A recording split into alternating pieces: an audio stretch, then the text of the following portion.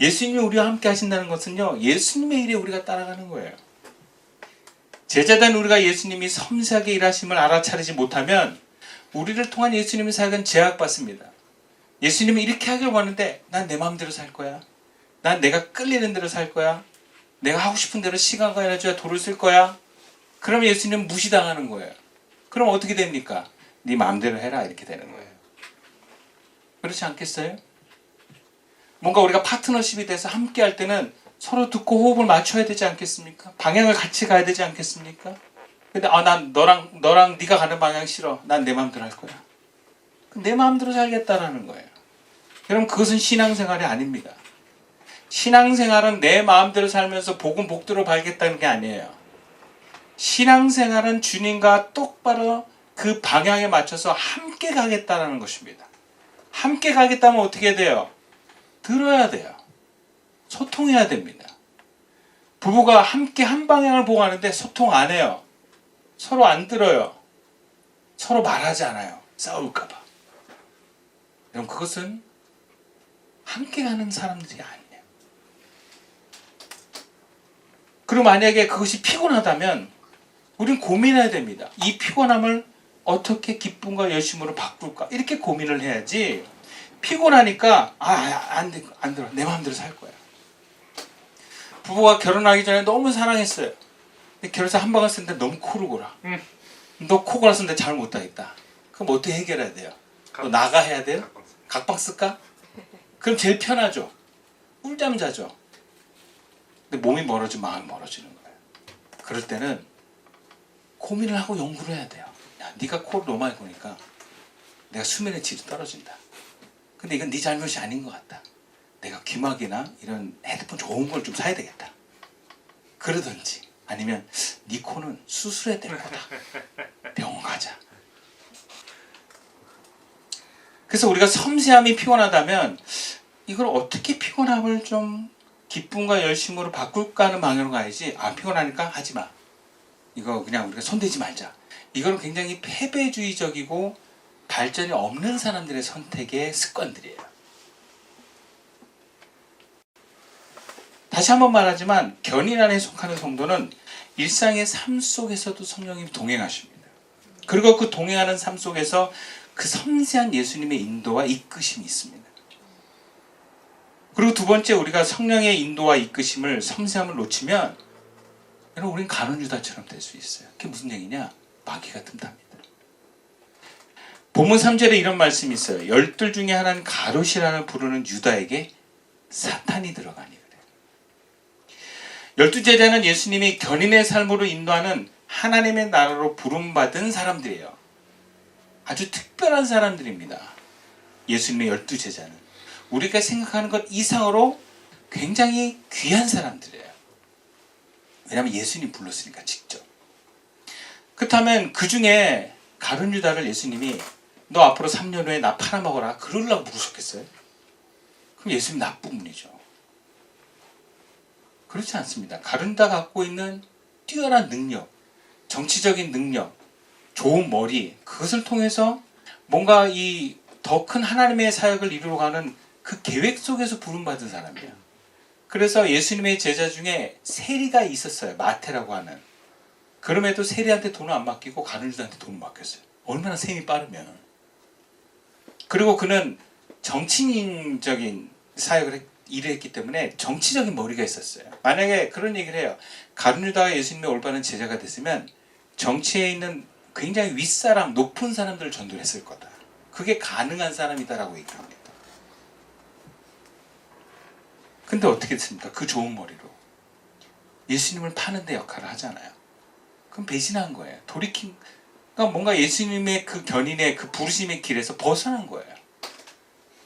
처음부터 그러지 않고 오히려 귀하게 쓰임받으라고 부름받았는데 그에게는 왜 사탄이 들어갔겠습니까? 예수님께 마음을 두지 않았어요. 자기에게 마음을 뒀어요. 공동체 안에 있었지만 끊임없이 가룟 유다는 자기를 우선하는 사람이었어요. 그리고 점점 예수님의 뜻에 그는 멀어지기 시작했습니다. 그리고 그 간극이 벌어졌을 때 결과적으로 가룟 유다에게 사탄이 들어간 거예요. 이런 부부 사이도 그런 것 같아요. 서로 마음이 딱 하나였다가 간극이 벌어지면 뭔가 나쁜 생각이 들어가요. 오해가 들어가고. 그래서 그 작은 싸움이 큰 싸움으로 번집니다. 우리가 견인의 부르심을 받은 성도라고 하지만 누가 우리 자신을 운명처럼 장담할 수 있겠습니까? 나 하나님께 부름 받았어. 내 인생은 이제 천국 바로 티켓. 맡아놨어. 나 걱정 안 해도 돼. Don't worry, be happy. 내 마음대로 살아도 해피 오케이가 되는 거예요. 무슨 콩우리 씨가 나오는 거야. 미안합니다. 여러분 우리가 아무도 장담할 수 없어요. 목사가 그렇습니다. 목사가 목사라고 하나님이 그 인생을 딱 넌 천국, 넌 내 사람 이렇게 생각하지 않아요. 저는 수많은 목사님들이 하나님께 쓰임 받고 나중에 멀어지는 걸 많이 봤어요. 저도 그렇게 될까 두려워요, 사실은. 예. 바울의 고백처럼 내가 하나님께 쓰임 받고 버림받을까 두렵다. 그게 남의 얘기가 아니에요. 근데 이 목사님들도요, 처음에 교회로 청빙받을 때는 굉장히 목회를 잘합니다. 거의 대부분 초반에 다 잘해요. 초반부터 이상한 목사는 정말 잘못 본 거고 대부분 잘해요. 3년 동안은 그 목사님들도 긴장 바짝 합니다. 기도하고 막 이러면서 해요. 그럼 3년 딱 지나면 뭔가 열매도 있고 안정돼요. 그 교회에서 이제 뭐라 그러죠? 그 목사님을 우리 교회로 완전하게 모십니다. 은퇴까지 우리가 책임지겠습니다. 위임을 해요. 위임을 딱 받잖아요, 목사가. 그럼 그 다음부터 뭔가 긴장이 슬슬 풀려요. 네, 긴장이 풀려요. 그리고 막 자꾸 이렇게 뭘 놓쳐요.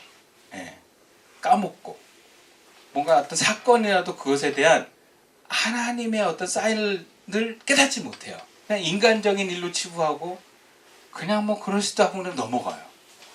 그래서 한 5년에서 10년 정도 됐을 때 목사님들이 사고를 많이 쳐요. 네. 교회가 막 그때 풍지박산도 많이 납니다. 긴장이 풀렸을 때 그런 일들이 일어나요. 그럼 긴장이 풀린다는 것은 디테일이 무너지는 거예요.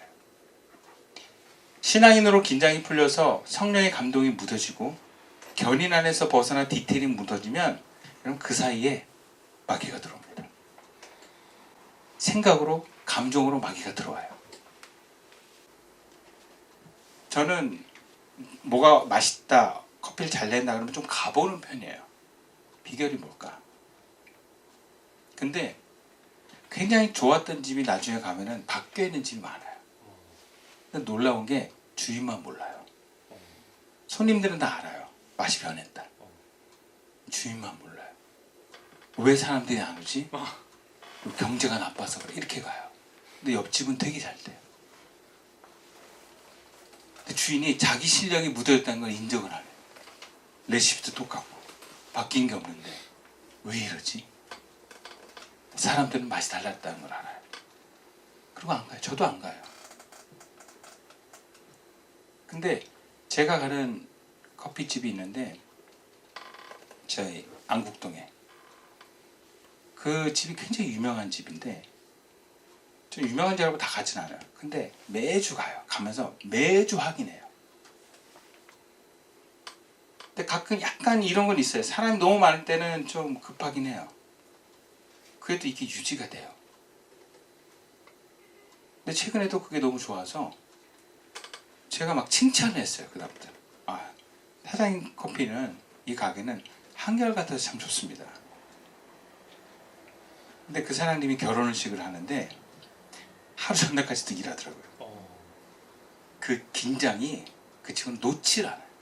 네. 그런데 항상 웃으면서 해요. 원래 사장 기자면 옆에 잡잖아요. 안 잡아요. 그 친구는. 여직원 둘이 있는데 얼굴이 밝아요. 그래서 제가 야, 이 친구 참 대단하다.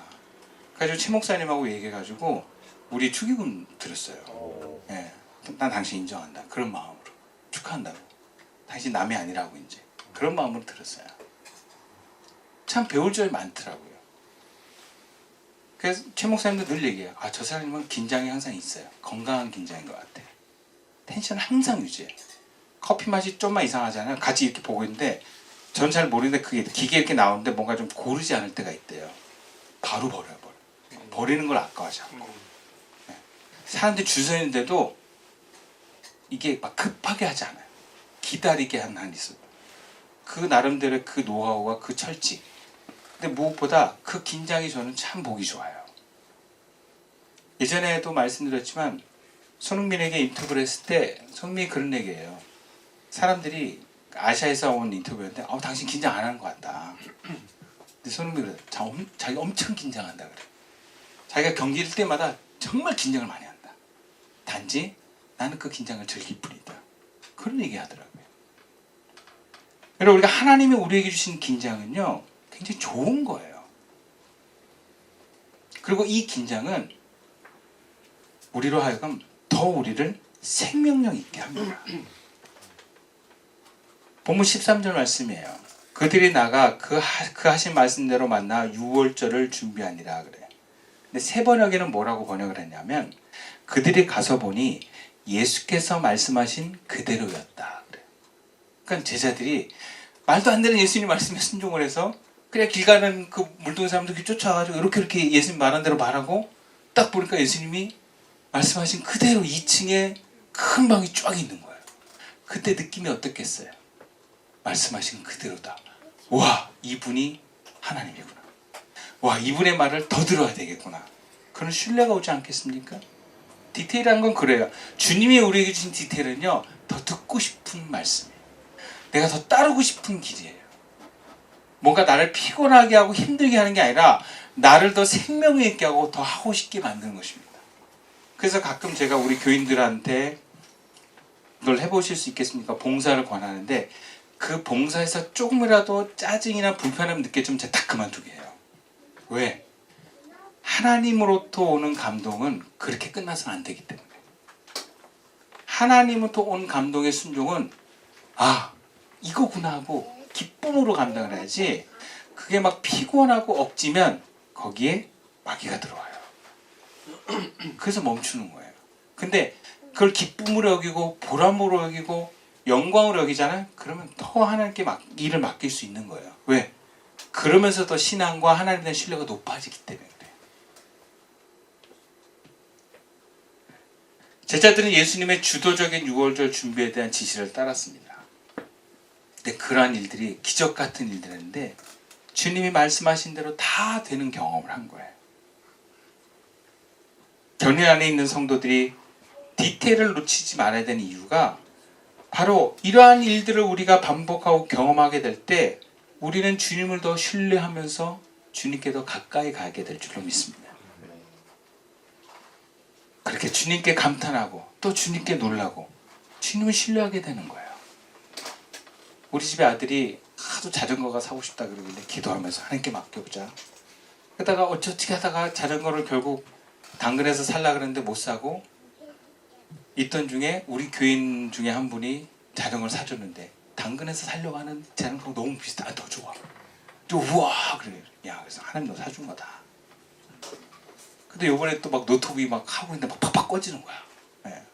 그 사촌하고 밤새 이렇게 막 그 사촌을 위로한다고.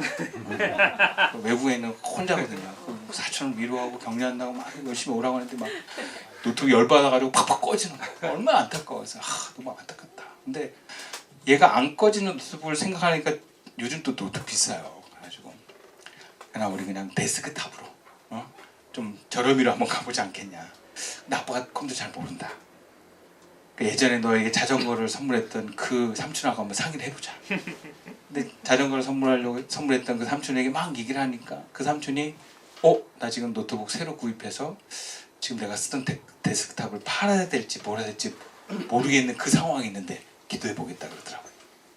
기도해보겠다 그러고 응답이 6일 만에 나와가지고 어저께 딱 받아서 막 같이 설치를 해가지고 딱 했는데 할렐루야 하면서 그래서 제가 그랬어요. 목사이지만 야, 아빠가 예전에 하나님은 큰 기적으로 역사했지만 너 이게 하나님이 너에게 나타나시는 기적이다. 그랬더니 아멘 그러더라고요. 그런 거예요. 하나님의 기적을 자꾸 경험하면 더 신뢰하게 되는 거예요. 그러니까 우리 삶에 하나님의 디테일은 더 하나님께 가까이지는 기기지 우리를 피곤하게 하는 사건이 아닙니다. 더 형통하게 더 잘 되는 길로 가는 거예요. 우리가 AI 시대에 우리의 신앙이 더욱 나은 신앙, 돈독하게 나가려면 신앙을 여러분 경험하셔야 돼요. 경험하는 것은 하나님 뜻에 내가 한번 순종해 봐야지만 경험이 됩니다. 성경 공부로 배우는 것은 안 돼요. 배우는 것은 경험하는 게 아니에요. 배워서 몸으로 순종하고 행동해 보는 것이 경험입니다. 하나님이 말씀으로, 목사님으로, 이장으로 여러분들에게 뭔가 메시지를 전할 때 여러분 그것에 순종해 보세요. 경험해 보시라는 거예요. 그러면 하나님의 디테일에 여러분이 참여하게 될 것입니다. 그다음에 구체적으로 우리가 성령의 인도를 따라 디테일한 인도를 받으면 어떻게 되겠는가? 그리고 그러한 섬세한 주님의 인도를 방해하는 가장 큰 요인이 무엇일까? 이 두 가지만 함께 나누고자 합니다. 첫 번째는 우리가 주님이 우리 삶을 개입하고 인도한다고 믿으면 들으려고 해야 돼요. 들으려면 굉장히 많이 물어보셔야 돼요. 본문 8절과 9절 말씀입니다. 예수께서 베드로와 요한을 보내시며 이르시되 가서 우리를 위하여 유월절을 준비하여 우리로 먹게 하라. 여짜오되 어디서 준비하기를 원하시나이까? 그래요. 예수님께서 12명의 제자 중에 수석이라고 하는 베드로와 요한을 불러다가 우리를 위해서 유월절을 준비해서 우리를 먹게 하라고 명령했어요. 그럼 일반적으로 어떻게 해야 돼요? 수석은 알아서 해야죠. 예, 알겠습니다. 그러고. 근데 여기는 제자들은 뭐라 그래요? 예, 알겠습니다. 안 해요.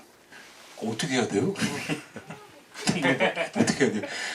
이게 이 큰 조직에서 그 비서 쪽에 있는 사람은 알아요. 이렇게 대답하면 어떻게 되겠어요? 이제 아웃이에요, 여기는. 수석이라는 사람은 왜 스스로 안 쳤겠어요? 네가 알아서 하라는 거야, 그 정도는. 예수님이 병 고치고 설교하고 막 그거 하고 있잖아요. 야, 6월절 준비해. 그러면 수석 부목사 뭐 해야 돼요? 예, 알겠습니다. 하고 해야죠, 준비해서. 나머지 10명 제자도 있겠다. 흩어져서 좋은 방 구해봐. 그러고 쫙 명령해가지고 어디가 제일 좋은 것 같습니다. 가볼까? 이래가지고 알아봐야 돼요. 그게 수석 역할이에요, 그게. 근데 우리가 어떻게 해야 됩니까? 근데 이게 나쁜 의미로 보는 게 아니라 주님이 주도하시고 뭐가 주님이 다 하신다는 믿음 안에서 보면 이렇게 하는 것이 맞습니다. 묻는다는 것은 듣겠다는 것이고 듣겠다는 것은 순종하겠다는 거예요. 그런 마음으로 묻는 거예요. 하나님의 일인 것. 이것이 작지만 이것은 하나님의 일이다. 그럼 물어보는 거예요. 하나님 어떻게 할까요? 나에게 말씀하신 주님의 뜻과 메시지는 분명합니다. 하나님을 사랑하고 이웃을 사랑해라. 주님, 내가 명절에 이웃을 사랑해야 되는데 어떻게 해야 되겠습니까? 물어보십시오. 주님, 내가 오늘 가게 오는 사람들을 위해서 오늘 장사를 준비해야 되는데 어떻게 해야 되겠습니까? 물어보시라는 거예요. 왜? 그것은 이웃을 사랑하는 일이기 때문에. 단 이게 결이 좀 다를 수 있어요. 주님, 제가 오늘 오는 사람들 위해서 돈을 좀 많이 벌어야 되겠는데 어떻게 하면 돈을 많이 벌겠습니까? 이건 아닌 거죠. 이거는 뭐야? 나를 위한 질문이에요. 이웃을 사랑하는 질문이 아니라 나를 위한 질문에 하나님께 물으면 하나님 대답을 안 하세요. 누가 대답을 해줘. 그럼 걔는 누구야? 하나님이 아닌 거야. 알겠어요? 여러분의 이기심을 위해서 물어보지 마세요. 주여, 남편을 통제해야 되는데 어떤 방법을 써야 되겠습니까? 이런 거 묻지 마세요. 주님, 아내를 내 마음대로 흔들어야 되겠는데 어떻게 됐습니까? 이런 거 묻지 말라는 거예요. 주여, 직원들을 잡아야 되는데 어떻게 됐습니까? 노하우를 주십시오. 이러지 말라는 거예요. 주님, 오늘 온 사람들에게 내가 그들에게 행복을 주고 치유를 주고 뭔가 그들 마음속에 위로와 평안을 주기 위해서 제가 어떻게 하면 되겠습니까?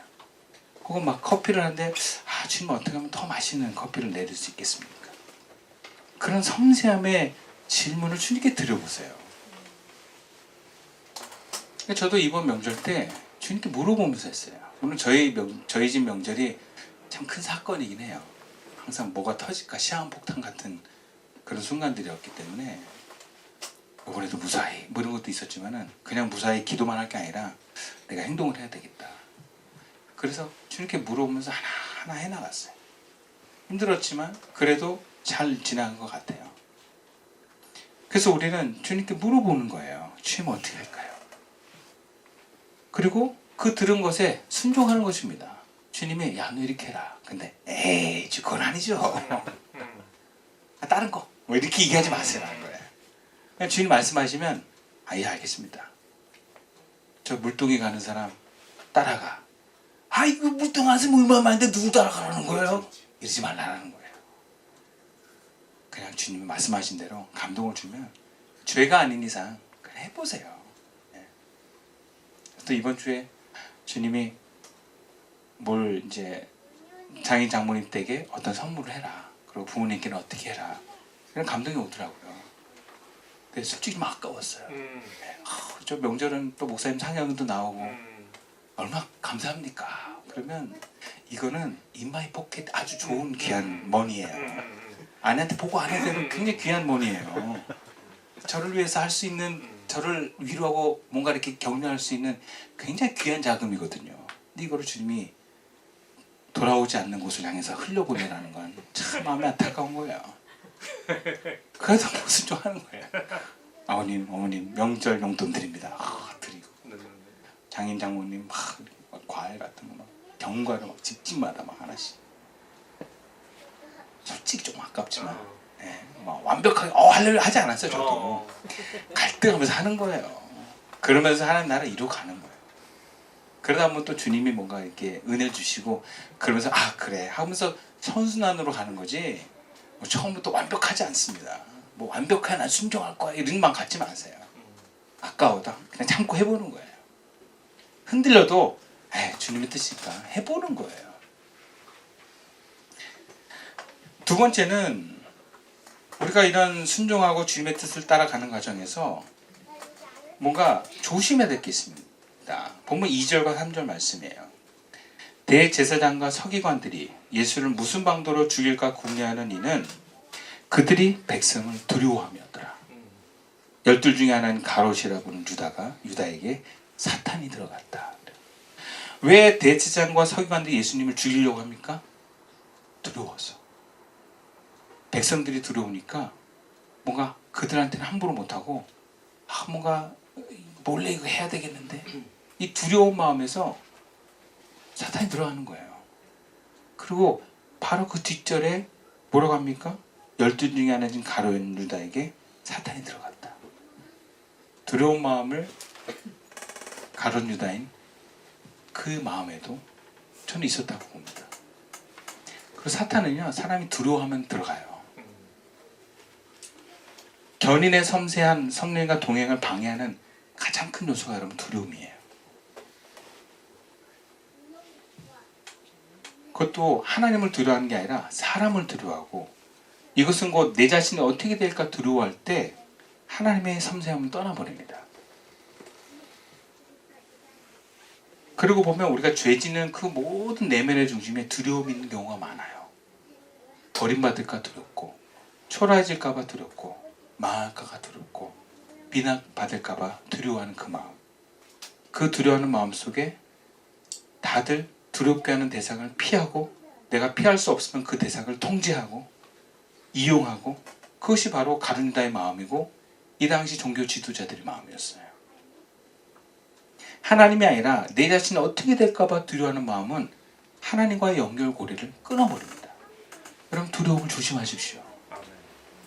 이 두려움이 하나님의 섬세함을 끊어버리고 사탄이 들어오는 통로가 된다는 거 잊지 마십시오. 그래서 견인 안에서의 삶을 살 때는 늘 우리 내면의 뿌리를 보셔야 돼요. 내가 지금 이렇게 행동하고 말하는 그 뿌리는 뭔가? 이게 하나님인가?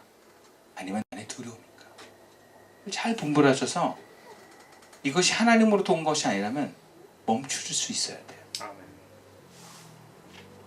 말씀을 마치겠습니다. 견인 안의 성도는 한마디로 얘기하면 디테일입니다. 주님의 디테일이 우리가 듣고 순종하는 것입니다.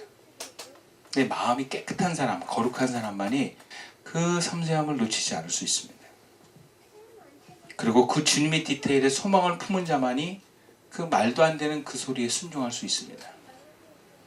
세상에 무딘 건축과 무딘 음식과 무딘 차와 커피는 성공할 수 없듯이 신앙도 교회도 디테일의 싸움입니다.